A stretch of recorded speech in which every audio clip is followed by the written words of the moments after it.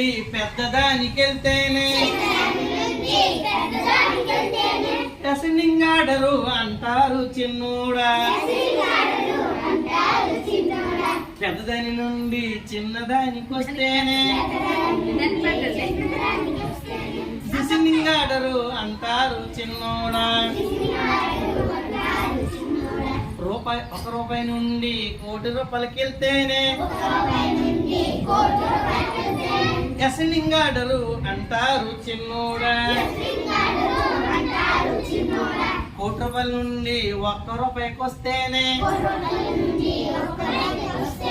డిసినింగాడరు అంటారు చిన్నోడా. కుటుంబం నుండి విశ్వానికి వెళ్తేనే